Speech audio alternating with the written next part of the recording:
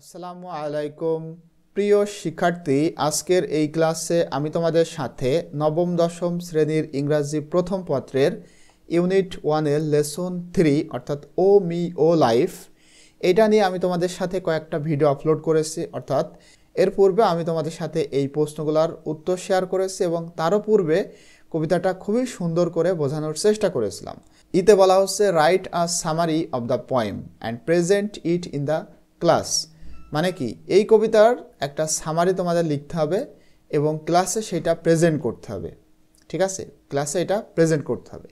তো সামারি তোমরা কি, এটা ভালোভাবে বোঝার জন্য অবশ্যই কবিতাটা বুঝতে হবে, দেন আমরা সামারি।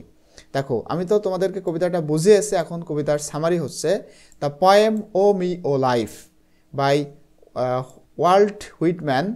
মানে এই যে লেখক, তার দ্বারা যে কবিতাটা লেখা হয়েছে ও মি ও লাইফ, এই কবিতা reflect on the struggles, doubts and sadness of life.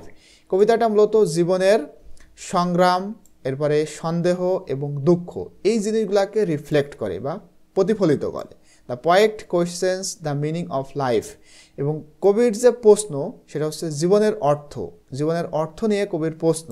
And it's challenge, এবং এইটার যে মোকাবেলা সেটা নিয়ে কবির প্রশ্ন রয়েছে। But concludes with a hopeful message, কিন্তু কবিতাটা তিনি শেষ করতেছেন একটা আশাবাদী মেসেজ বা বার্তার মাধ্যমে। হি রিমাইন্ডস আস দ্যাট, তিনি আমাদেরকে স্মরণ করায় যে being alive itself is valuable. এই যে ইটসেলফ বলতে এখানে অনেক চ্যালেঞ্জ রয়েছে, এর মধ্যে বেঁচে থেকেও, মানে এর মধ্যে বেঁচে থাকাও ইজ ভ্যালুয়েবল, এটা হয় মূল্যবান।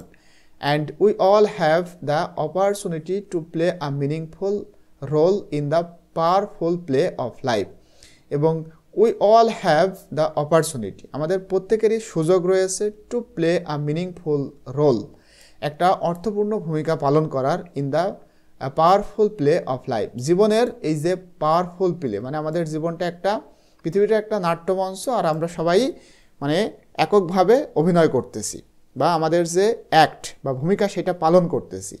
তো এখানে আমাদের কিন্তু একটা ভালো কাজ করারও সুযোগ রয়েছে। যদিও আমাদের জীবন অনেক ভুল, কিন্তু এখনও যেহেতু বেঁচে রয়েছে, আমাদের ভালো কাজ করার একটা সুযোগ রয়েছে। এখানে দেখো বাংলাটাও রয়েছে, তোমরা বাংলাটাও চাইলে দেখতে পারো। তো আশা করতেছি এই ক্লাসের মাধ্যমে আমি তোমাদেরকে এখানে তোমাদের যে কাজগুলো রয়েছে, কবিতা, প্রশ্ন, তারপরে যা যা রয়েছে, ইনশাল্লাহ সবই সুন্দর করে বোঝাতে পেরেছি। তো পরবর্তীতে ইনশাল্লাহ আমি তোমাদের সাথে ইউনিট 2 অর্থাৎ ক্লাইমেট চেঞ্জ, এখানে যেটা রয়েছে সেগুলো নিয়ে আলোচনা করব। টিল দেন, আল্লাহ হাফেজ।